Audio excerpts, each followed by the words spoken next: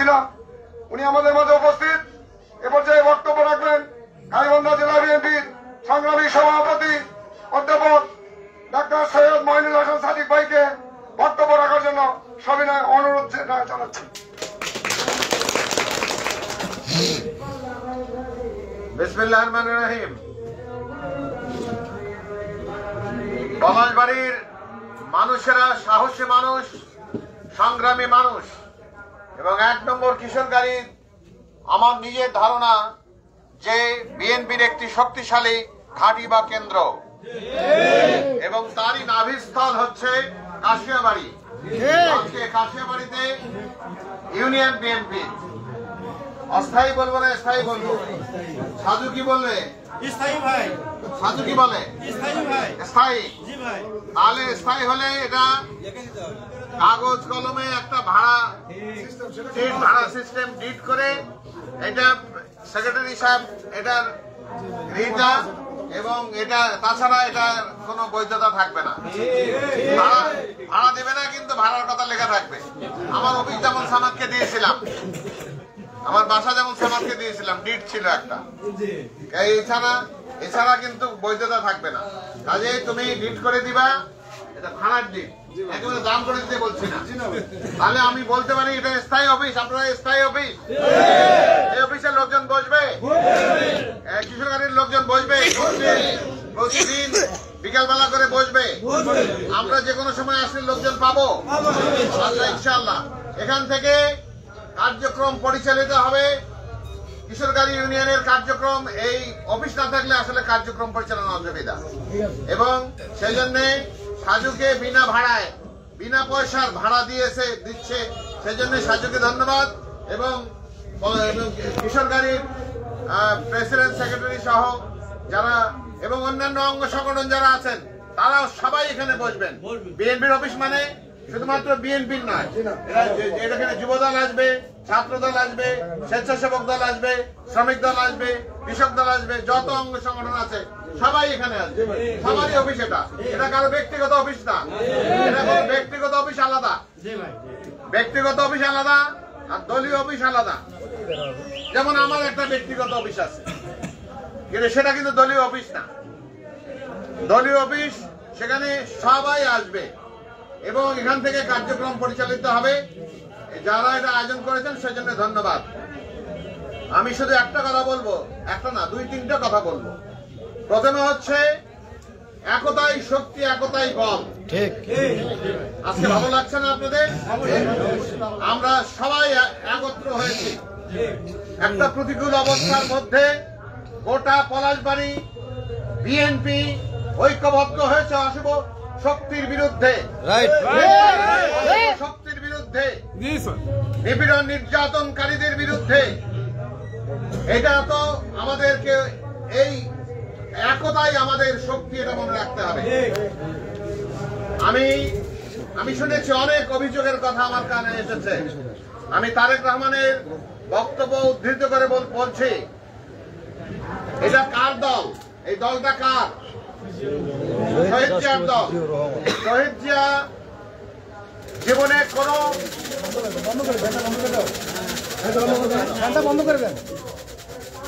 শহীদ জিয়ার মতো সৎ রাজনীতিবিদ কি বাংলাদেশে আর পাওয়া গেছে? তার বিরুদ্ধে তার শত্রুরাও তার সততা সম্পর্কে কোন প্রশ্ন তুলতে পারে নাই। আমার প্রিয় নেত্রী, দেশনেত্রী বেগম খালেদা জিয়ার দেশে এবং দেশের বাইরে কোন সম্পদের হদিস পাওয়া গিয়েছে? উনি তো 3-3বার প্রধানমন্ত্রী ছিলেন। একবার একটা এমপি হলেই তার সম্পদ রাখার জায়গা থাকে না। আর খালেদা জিয়া 3বারের প্রধানমন্ত্রী, তার দেশে বিদেশে কোনো সম্পদ নাই। তাদের সন্তান কিভাবে মানুষ হয়েছে আপনারা জানেন? তারেক রহমান কিভাবে মানুষ হয়েছে? জিয়াউর রহমানের পুরানা কাপড় অল্টার করে তারেক রহমান এবং নানাদুল রহমান খোকর শৈশবের দিনগুলো কেটেছে। This is Ziaur Rahman. একবার এক এমপি সাহেব, এরকম এখনো জীবিত আছেন, রায়গঞ্জের এমপি সাহেব, নামটা অনেকবার, মান্নান তালুকদার সাহেব। উনি জিয়াউর রহমান স্যার আপনার সঙ্গে একটু দেখা করবো, দেখার কথা ছিল, বাসায় আসেন। রাত্রে বাসায় আসেন। রাত্রে বাসায় মান্নান তালুকদার সাহেব দুপুরে কম করে খেয়েছে আর কি। প্রেসিডেন্টের বাসায় যাবে, নিশ্চয়ই একটা অনেক রকম খাওয়ার আয়োজন থাকবে। প্রেসিডেন্টের সঙ্গে টেবিলে বসছে টেবিলে রেশনের চালের মোটা ভাত, এবং রেশনের চালের ভাত মাঝে মাঝে গন্ধযুক্ত হয়। তারপরে হচ্ছে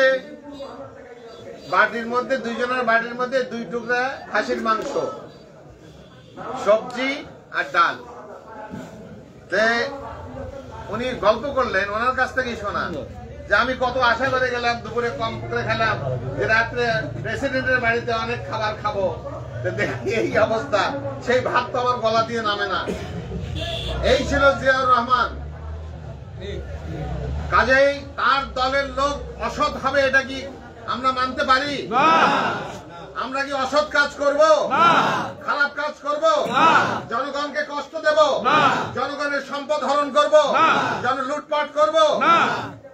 আমি তো ওয়াদা করছি, আমি যদি এমপি হতে পারি, আমার জীবনে আমার শরীরে কোনো হারাম রক্ত প্রবাহিত নাই, এবং আমি তো ওয়াদা করছি এই যে আমার নেতাকর্মীদের সামনে, আমি জনগণের সম্পদ চুরি করব না, কোন সরকারি সম্পদ চুরি করব না, কোন হারাম পয়সা খাবো না, আপনাদের সামনে ওয়াদা করছি।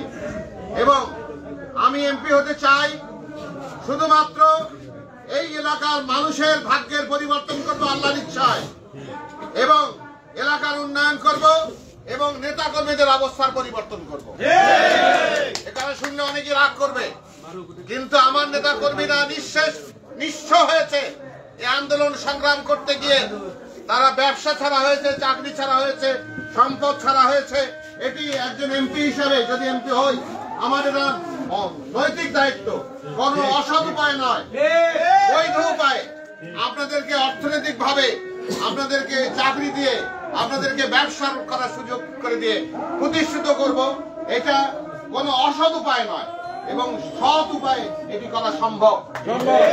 আপনারা কি ততক্ষণ পর্যন্ত অপেক্ষা করবেন? লুটপাটের মধ্যে থাকবেন? আমি জানি কারা কারা এখানে অপকর্ম করছে, আমার জানা আছে।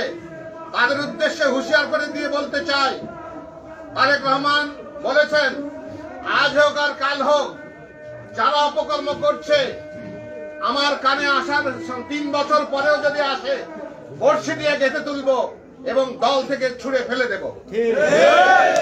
মনে রাখবেন সেই কথা। তারেক রহমানের কথাটা মনে রাখবেন। যারা জনগণের উপর, আমরা দেখতে চাই না বিএনপির কোন নেতা কর্মী, অঙ্গ সংগঠনের কোন নেতা কর্মী, এই তারা তাদের কথাবার্তা, আচরণ, কাজ দ্বারা জনগণের উপর কোন রকম আঘাত আসে, জনগণ বিরক্ত হয়, জনগণের উপর কোন রকম অন্যায় হয়, এইটা বিএনপি সহ্য করবে না, দায় বহন করবে না। আপনার অপকর্মের দায় বিএনপি কেন বহন করবে? অনেক রক্ত শ্রমের বিনিময়ে গড়ে ওঠা দল বিএনপি, মানুষের ভালোবাসার দলে পরিণত হয়েছে বিএনপি।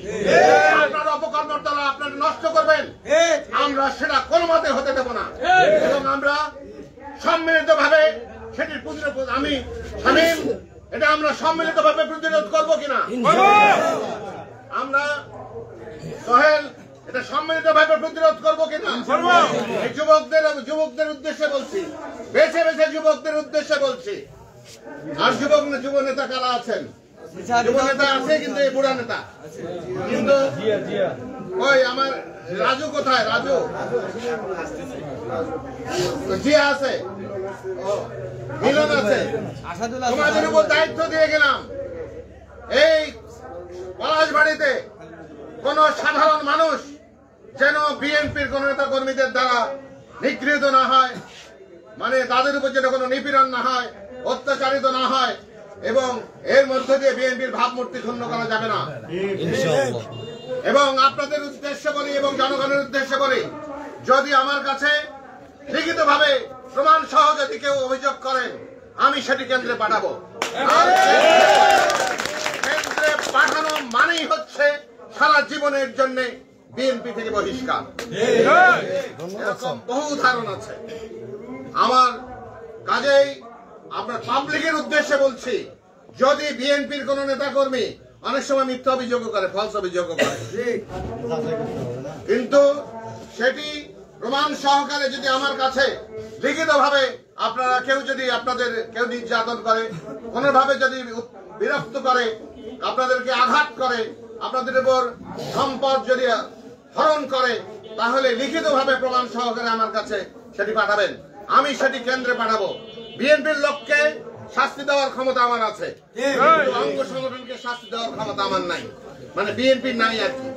আমি সেটি কেন্দ্রে পাঠাবো এবং আমি নিশ্চিত করে বলছি, দল থেকে সারা জীবনের জন্য সাধারণ সদস্য পদ সহ বহিষ্কৃত হয়ে যাবে। এটাতে কোন রকম ছাড় নাই।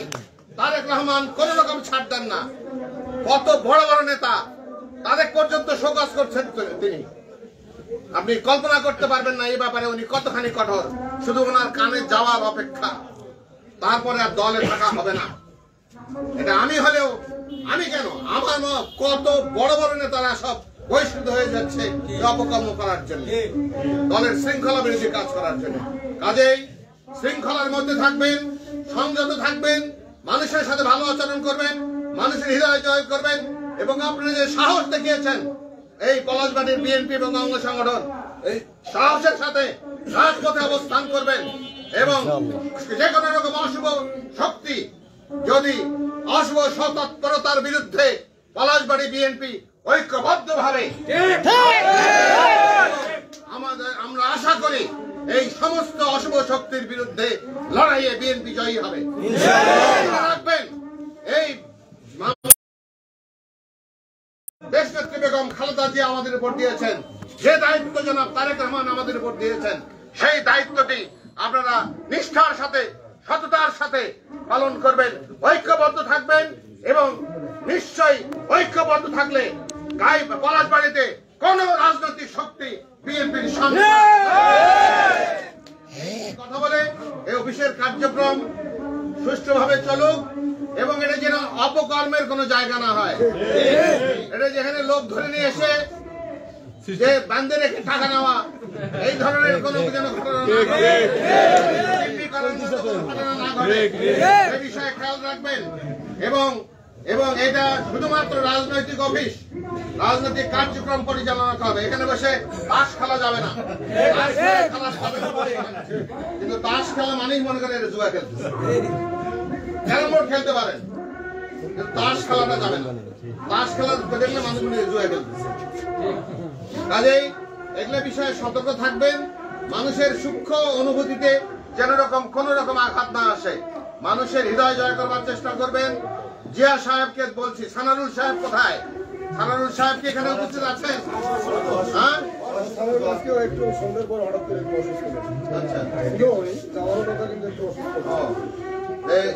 সবার জানা ও তো এখানকার নেতা নাকি? অবশ্যই সানারুল সাহেব নেতা, জিয়া সাহেব নেতা, আর অঙ্গ সংগঠনের আর কে নেতা আছে? যুব দলের কি আছে? তুমি আসো, তোমার নাম আসাদুল সাহেব, আর কে যুব দলের?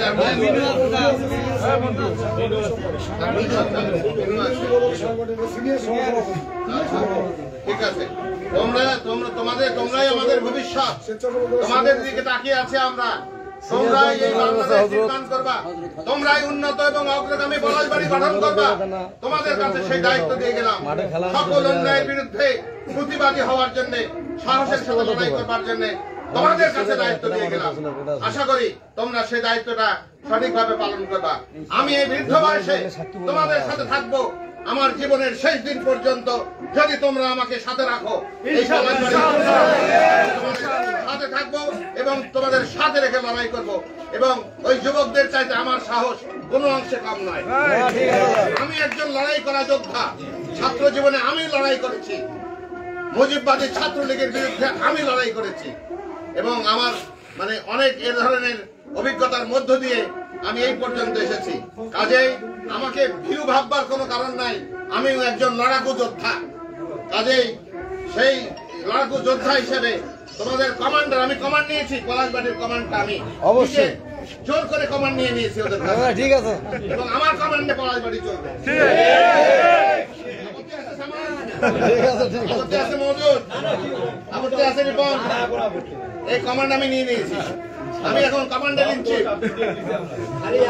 একটা জিনিস জানো, আমার লক্ষ্য দরবার যদি কোনো দুর্নীতি বা হয়, যদি ভোট কমে কোনো নেতা করে তার অভিযোগ দেন, তাহলে বহিষ্কার করার তার তো কোনো সুযোগ আছে। বহিষ্কার বিএনপি কে অবশ্যই বিএনপি করবো, বিএনপি অন্যগুলো পারবো না। আমি অঙ্গ সংগঠন আমার কিছু লক্ষ্য দরবারে কিছু অঙ্গ সংগঠনগুলো পারবো না, অঙ্গ সংগঠন ঢাকায় পাঠায় দেবো। করবেন। এই হচ্ছে আপনাদের কাছে চলেন, আমাদের কিছু খাওয়াবে কিনা আমরা জানি না, একটু দোয়া করলে ভালো হয়। এখানে হুজুর আছে কেউ?